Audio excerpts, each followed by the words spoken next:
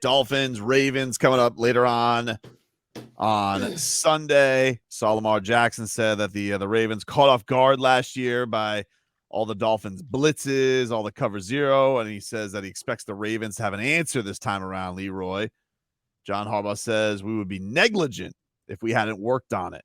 Do you think that that matters, or do you think the Dolphins personnel is too damn good for him? I think there's a lot of that I've told you plenty of times. You can have a good game plan, but you still got to compete against the guy across from you. You know, everybody has a game plan for Tyreek Hill until you get in front of him and have to chase him. Yeah. Then you realize, good game plan, I ain't got it. A lot of that has to do with Lamar Jackson. You can run blitzes, but once you get there, can you tackle him? And so that's what sports is. So to say, yeah, it would be negligent not to have some kind of game plan for it.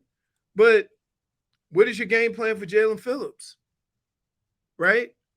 What is your game plan for not the amount of blitzers, but you blocking those blitzers? And so that's a lot of times for me, people say they were caught off guard when in actuality, we could have sent you the game plan. It still don't mean you blocking the guys in front of you. It's the same thing with Tyreek Hill. You think you're going to tell me right now that New England didn't know that the Dolphins were going to try to get the ball to Tyreek Hill? So just to say you know what they're going to try to do and think that just because you know you're going to be able to stop it, that's a whole nother issue. Yeah, it's like McDaniel was talking about that a little bit yesterday with because Godsey is on the Ravens staff now. He coaches the tight ends. Right. And it's like, yeah, I mean, I used to be paranoid about all this kind of stuff. You know, he knows Tua, all that. But like, ultimately, you know, it's like how much is it really going to matter? You know, right? Like it comes down to their execution and all that type of stuff. I mean, he knows what he knows. We all listen. For some reason, people think that what you do changes from week to week. It really doesn't. You have 5 or 6 run plays. You have 5 or 6 pass plays. You run them out of a bunch of different formations and under a bunch of different situations. A defense doesn't look at it that way. A defense looks at each offensive scheme or each way you line up. Even if you only have 5 plays, that play looks different to them. And so they're planning for all those different plays. Whereas from offense, you just line up in a lot of different formations, but run your core plays. So everybody knows what those plays are. Everybody knows, what type of, pass route you're going to run. Tyreek Hill and Jalen Waddle going to cross the field, right? That's what they're going to do. They're going to try to catch the ball, little short pass, and run out the door like Jalen Waddle did last week. They know these things. It don't mean you can stop it. Man, my mind was just blown. I'm sorry. I got distracted. Did you know that George Godsey is younger than Tom Brady? Now go look at George Godsey. Dude looks like Chan Gailey's like nephew. He's younger than Tom Brady. Yeah. That guy's younger than Tom Brady. S-E-Y? Godsey, yeah. That guy's younger than Tom Brady. Are you effing kidding me? By a couple of years.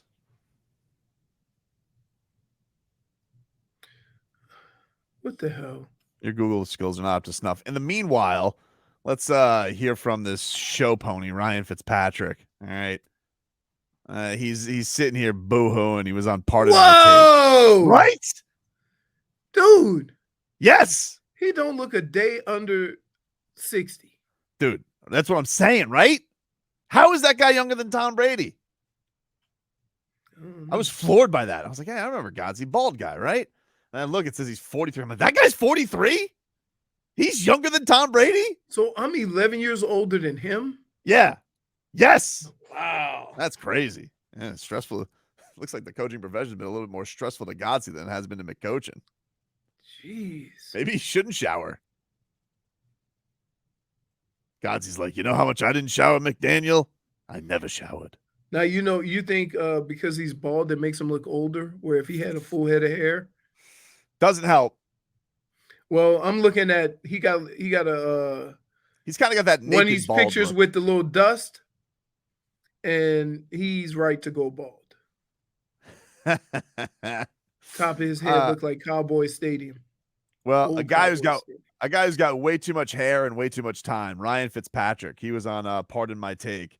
And Leroy was alluding to this earlier in the show, his assessment of his former teammate and replacement, Tua Tagovailoa. You just had to do that, right? I'm just saying the facts. Here's Ryan Fitzpatrick on Pardon My Take. If you're a top 10 quarterback, you have to have at least one trait that is absolutely special, that something you can do that really nobody else can do. Josh Allen, I think we all see the arm talent. We see the way he can scramble and run, the hits that he can take, the hits he can deliver. Herbert, physically, same thing. With Tua, it's not the arm strength. It's not the ability to run. It's not the ability to scramble or get out of trouble. So what is it? People would say, well, he's a winner. Tyreek Hill said he's the most accurate quarterback I've ever seen. Now, when I first saw Tua, what popped out to me, because it's hard for a young quarterback to come in and do this, anticipation and accuracy. Like, those are the things that he has to be elite at. And I think that he is very, very good at, very accurate, and can anticipate. The problem is sometimes you have to create, and he can't. He's not going to be able to scramble, and he'll be able to scramble, get out of trouble, and get you 5 yards, but he's not going to be able to scramble around, escape the pocket, and make the big plays down the field. So he has to take what he has that's elite, is his accuracy, and hopefully as he gets better, his decision-making, and he has to be the best in the NFL at it, because he's limited in some of those other ways. There you go. Yeah, that's football. Show pony assessment. That's football. Like, okay, was Drew Brees elusive? No. Okay, when Tua came out, they said, yeah, he has a lot of the qualities of Drew Brees. Right? Drew Brees. And by the way, they're hanging out via text because of Teron Armstead. Fitzy. So boom. Does it mean that Tua can't be successful? Like, so many times we get into a situation where a guy has to look a certain way to even be considered good at his job, right? So, for example, you think of somebody like Romberg. What was the knock on Romberg coming out? T-Rex arms. Right. He had a good NFL career. He did. So like, okay, there's so many of these things that make caution people from being all in because he doesn't necessarily look the part. But then you turn on the film. It was also one of these things where he's like, oh, he's got to have, I was told he has elite accuracy, or he kind of scoffed at what Tyreek Hill said. He's got good accuracy. And by the way, but he did say he's very good at decision. The two hardest things to pick up on as a young quarterback. He said anticipation and accuracy, but then he wouldn't go to Tyreek Hill's level because he was very good, not elite, he tried to downplay it. Won't that come with time though?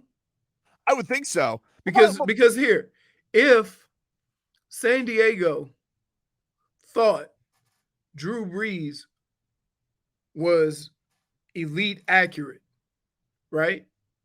They would have been a little more patient with him. Sure. And that's just, like, keep in mind, the greatest quarterback of our time was drafted 199th. So all these things we say about players, I give you Tom Brady and tell you shut up because you didn't know. You didn't know. You thought you knew. You thought you knew what kind of player he was going to be.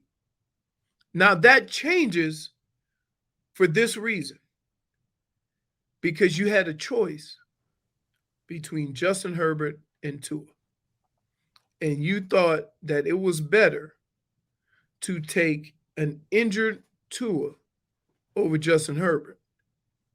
So I'm not saying Tua can't be the Tua that everybody thinks he was going to be. But when that draft came up, for people to be so down on Justin Herbert to the point that you would take a quarterback who has a hip injury, that is the issue. Well, but here's the thing, though, Leroy. Like, Tua's injury did make him fall. Like, there was a time where we were waiting for there was a tank campaign behind the guy. Right. I mean, if he didn't get injured, there's argument he might have been taken before Joe Burrow. Correct. I know Joe Burrow had an amazing year and definitely deserved to get taken number 1 overall. No, I know what you're saying. You're right. But Tua's injury was the big deterrent that made him fall the way that he did. And it's not like Justin Herbert had a free fall. He was taken next. Tua was the first Trevor Lawrence. And that for 2 years, everybody talked about being able to get Tua on your team. Right.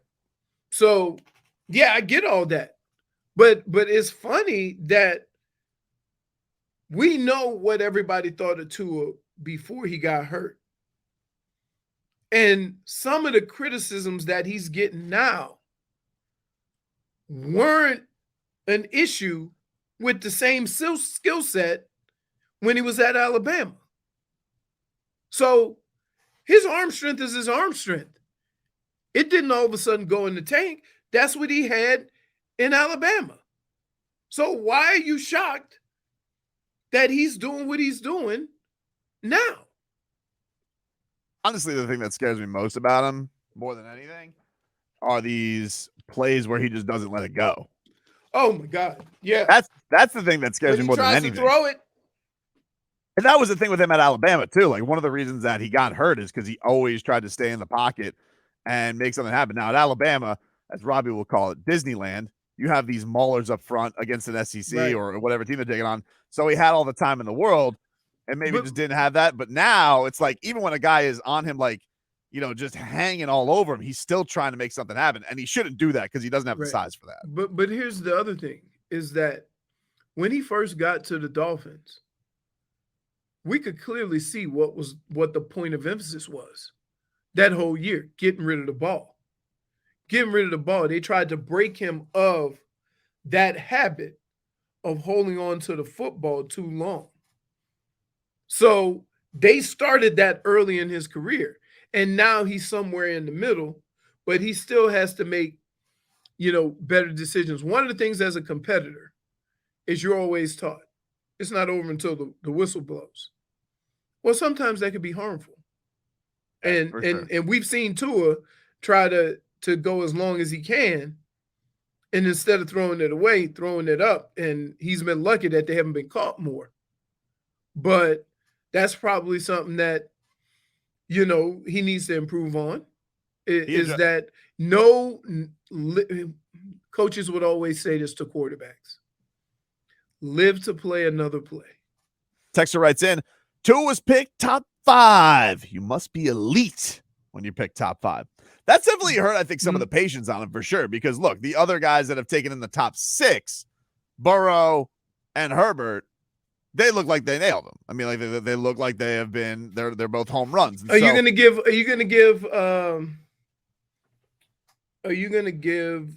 the Chargers credit for getting Herbert when in actuality it just fell to them? They were just going to take the other of the two? It's not a matter of, I think, I'm not really worried about franchise credit here, because everybody knew Burrow was going to go number 1, and yeah, they would end up with whoever the Dolphins didn't take. So the Dolphins really made the only choice there, I guess. Right. But just as a matter of the players, those guys, nobody really has any question about how good they are right away. And so I think that's the thing when you're asking Dolphin fans to be patient with a guy, even though he had definitely, I think, worse circumstances that he was under. It's tough when in his own class, like these guys have, you know, kind of gone off to the races right away. Yeah, no, it's accurate. It's accurate. But I always think of the draft as a whole, and we tend to get on one. Nobody had a problem when they drafted Tua.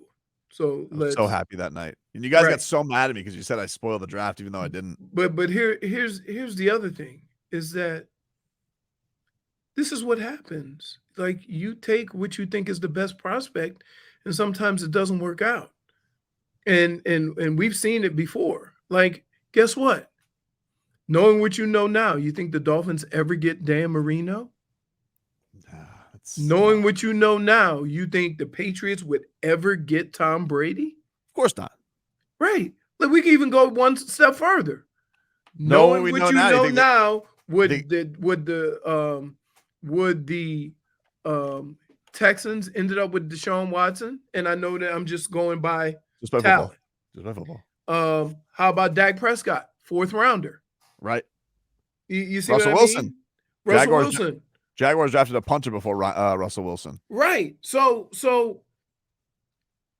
we have to be careful in that sometimes at that time it was the right pick. It doesn't necessarily mean it'll play out that way, but nobody had a problem with the Dolphins taking Tua over Herbert. Vanessa says it was a glorious evening. I banged pots and pans, shaking my head. I don't shake your head yet, Vanessa. I mean, maybe the pots and pans will be back out for the parade. Like I just did all the people who have a problem with the Dolphins selecting Tua over Herbert, did you voice these same opinions during the draft? Definitely not. Okay. Okay, so aren't you, if you're gonna throw shade at the Dolphins, aren't you just as bad? 786-360-079. I think people's argument for that though would be it's not their job, Okay, but you would have flipped the bleep out if they would have took Justin Herbert on draft night before they took Tua. That people would have flipped out, but then if he was awesome for the Dolphins, which listen. It's happened. Which by the way, don't forget. Remember the Dolphins wanted Brady Quinn. Oh yeah. Well, he's not Brady Quinn though. No, I know, but I'm just saying. They blew a gasket. What's going on, Thomas? What up, Toes? What's up, Leroy? Shout out to Marcos. Hey, is J Fig in the house, man? I haven't heard him much this morning. What's up, J Fig? Not sure if you're here, but just wanted to say good morning anyways. She acknowledges. She says thank you. All right, for sure. But yeah, man, just wanted to chime in on the conversation you guys got going on. I wasn't up on Tua pre-draft. Actually got in a rather hot discussion with some family members in a group chat about Tua, saying that I'd rather have a bag of Fritos and maybe one of them, quarter waters than Tua. I saw it, undersized quarterback, limited, height-wise, the guy that gets injury prone. Yes, he's accurate, but if you look at the team he had around him in Alabama, he was stacked. So, I mean, I wasn't big on Tua. I would have rather had Herbert pre-draft. Now, I'm just saying this just off of the fact that I didn't know anything about Herbert. But if it was Tua or Herbert, I would have just rather have had Herbert. And I've been saying that since pre-draft. And like I said, I got into it with quite a few friends and family members because they were all about tanking for Tua. And I was like, look, itty-bitty quarterback. Injury prone. Strong. Yes, might have a good arm. You had to go itty bitty. I mean, that's a little bit harsh, Thomas. Come on, man. Look. Who else? We got Lewis. Lewis, what's going on, man? Sorry, Thomas. We got a bunch of callers. So. Daddy loves guys. Well, that's perfect. Point for Lewis. Jeez. Hey, we got people calling in doing their own show. You're just calling in doing sound effects. Daddy loves you guys. Children calling in. They just want to do the Tua sound effect. I think that kid loves Tua then. Yeah. If he's doing the Tua good. Is it about time for that kid to be in school? He's probably waiting. I bet you they're waiting in car line to get dropped off. Probably what's going on. It's good parenting. Who is line 3? Nick? Is that Yes, Nick line 3? Indeed. Right. Nick line 3. What's going on, Nick? Yo, what's good, man? You tell me, buddy. Hello? Oh, great. Yo, I just wanted to throw it out there. I think that it's just mainly frustration for this city. I mean, you got the Culpepper situation. You got the Chad Henne over Matt Ryan situation. I mean, they're always just like right there on the doorstep and just never get the dude that ends up panning out solidly elsewhere when they're like right there. It's just frustration, man. I get you. It's a That's curse all it living. is. It's a curse living. I get it. Yeah. I get that. I Now mean, I miss the Jay that Fiedler days. Oh, geez. Well, let's like a crazy, okay? Let's not. I will Let's not say things we accept. can't take back, Nick. I will accept that explanation. That after the fact, because you've been living it for so long. But let's not make it sound like everybody wasn't excited to get Tua. It was pots and pans. It was excitement. It was a glorious night. Right. And guess night. what? And guess what? This was all knowing that Tua probably wasn't going to play his first year. Right? Nobody cared. He ended up playing, and now we are where we are. Cap, what's going on, Cap? Hey, good morning. Good morning. Just listen, man. I want to emphasize by saying, look, I'm happy that we won Sunday against the Patriots. Yep. But I also don't know how I feel about the fact that my quarterback is saying that if I can't see you, I'm not throwing you the ball. I think you should be able to surveillance the whole field when it comes to a situation like this, especially when you just punched it one time in the end zone. Like, I get, we're going to separate and spread the ball around, but I'd rather get in the end zone. You get what I'm saying? Especially now with these 3 games coming up. Yeah, they're tough. And, they're tough 3 man, games. I just feel like it's going to be tough, man. We can't be doing it off of just one touchdown, man, especially with no run game.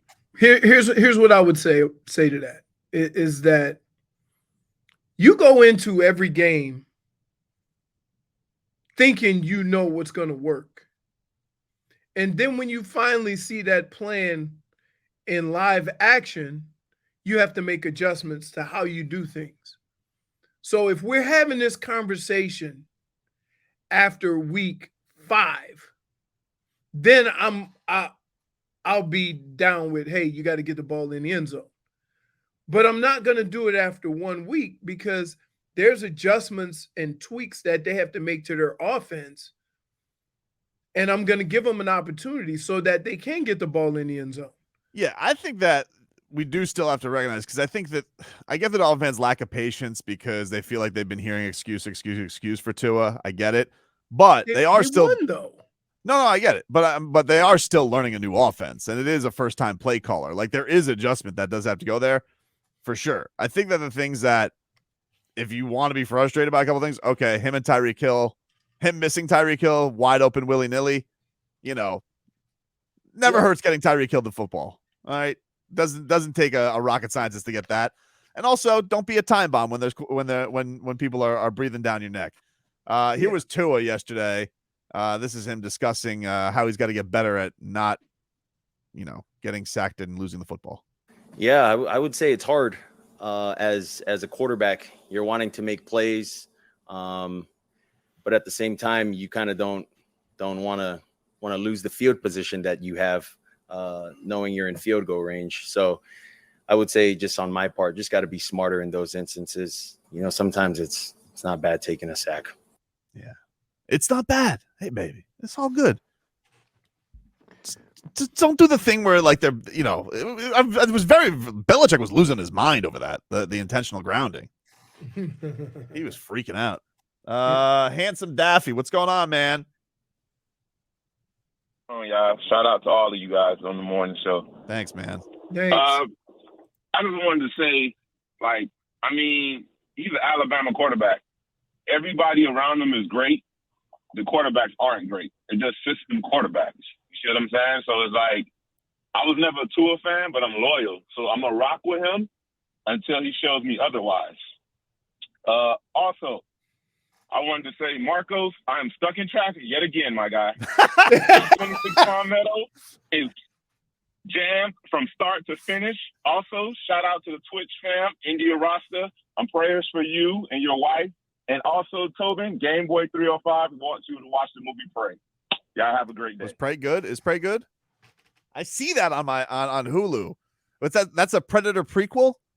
Yes, it is. Is it good? Have you seen it? I haven't, but I've heard nothing but good things. They're Yeah, saying we'll that check that out. it goes, sometimes the remake isn't as good as the original. Is kind of Schwarzenegger thing. in it? I don't know. That's a good question. Carl Weathers? No, dude, they're like 70. I don't think so, dude. I don't think Carl Weathers is in it. Well, remember they did that movie on Netflix with Pacino and De Niro where they CGI'd him all the way back. What the hell was that movie called? Oh, Expendables? Is that No, the it wasn't Expendables. And that's where they have all the action stars. But there was that movie that they did with it was like the mob movie, and they went all the way back. So How about so I'm watching right now. I'm watching Imperfects. what's that? It's like a show. A group of people get some illegal testing, some shady testing, and they got superpowers.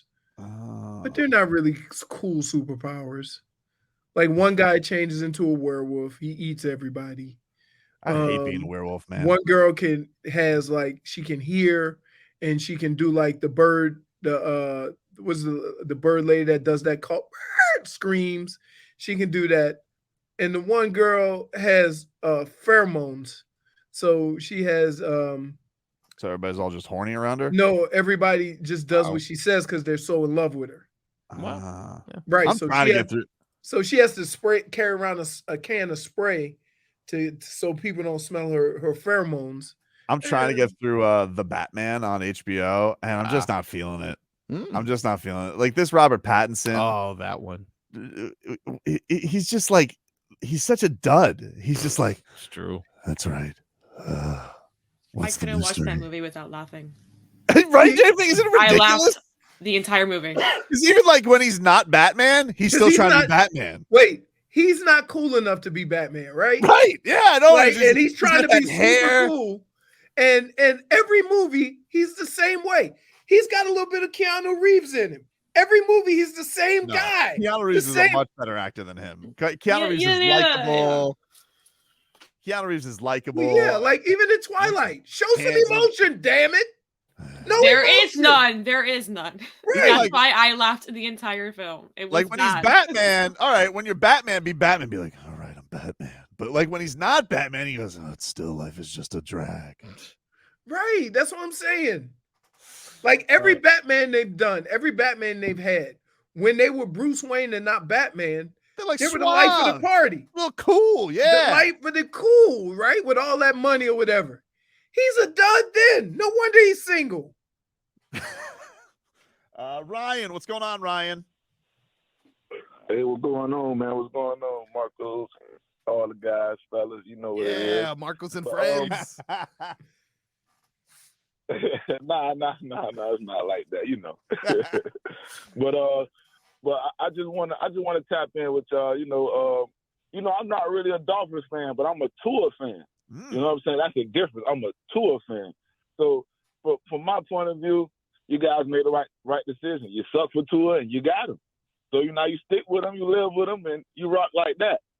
And another thing, Tobin, man, don't be so down on the Marlins. You could bet on the Marlins tonight, solo under, because they're not going to score. So just That's use the only positive thing about the Marlins. Just use them for my financial gain. All right, yeah, exactly. That's what it's all about. All right. This is my second one. My second one is bet on the Dolphins to beat the Ravens. We'll never beat them, but we're gonna beat them. All right. That's number 2. All right. Number 3 is bet on the UM, and we're gonna win that too. And there go your picks for the weekend. I appreciate it. Thank you, Ryan. Well, you got Ryan, magnificent 3. You got a magnificent 3. We got Robbie's magnificent 7, and we got Ryan's terrific 3. Yeah, perfect. Yeah. It's all coming together for us. Yeah. So, yeah, I did a 305 parlay. You're all set for that? Yeah. All right. Money I'm line. excited about it. Money line. No points. Money line. Exciting. Yep. Exciting for that. I do think that if I'm a Canes fan, yep, the one question that I have, right? The defense is not as good as they've been. They've had teams with lesser talent than Texas A&M have some success. So if I have any question, and it's not a matter of what they could possibly turn it around. Maybe they were, just playing standard defense or whatever. But if there's any questions that I have, it would be centered around that defense and whether they can step up their game to match the talent that's on the other side. Because look, they played Bethune-Cookman, and Bethune-Cookman had two guys that look like the best athletes on the field offensively. Yeah, there's that. And that's honestly, scary. I didn't think Tyler looked that great this last game either. He didn't. But, I didn't think he looked that great, dude. I hate, look, when you play teams like you played the last 2 weeks, and it's not really an indication of where you are. I don't want this game to get out of hand before they realize they got to tighten it up. You see what I mean? And so I hope that Mario, during the course of the last 2 or 3 weeks, has been letting these guys know, hey, man, what we have done the last 2 weeks is not going to win against Texas A&M. Here's Paul. What's going on, Paul? Paul. Listen, guys, 2 things. One, I would love to get a lot of those sound effects as ringtones. I would love to hear bum and we ate crap together on my phone anytime somebody sends me a text message. We ate crap together. Text Marcos for your email. I'm sure he could hook that up for you. Gotcha. Oh man, that'd be great. Thank you. And then the other thing is, hey guys, it's game 1. Let's give them a chance. Let's let them settle down. I'm not going to criticize the team. I'm a big Tua believer. I don't think he's shown me anything otherwise to say that I'm going to doubt him. So I think we just got to keep moving forward. I like what I'm seeing. All right. Yep. I like it, Paul. Sometimes you make a decision, and the thing that I've tried to point out here is we all made the same decision. We can get on the Dolphins, but we all made this decision. At some point, you got to live with it. Ride it out a little bit. Let it play out, because we all were happy when they drafted Tua. So for these people all of a sudden to come out of the woodwork saying, I didn't like him. And see, that's from listening to you, because that's what you do. Didn't want him anyway. He's a bum. Right? You do that all the time. So now you have basically fathered this attitude towards Tua. This is not fair. Nobody supported this guy more than me. I'm not saying, okay, but the mentality of how we treat athletes, why you say, oh, I want him, and then the second that didn't want him, he's a bum, right? Like, you too wishy-washy.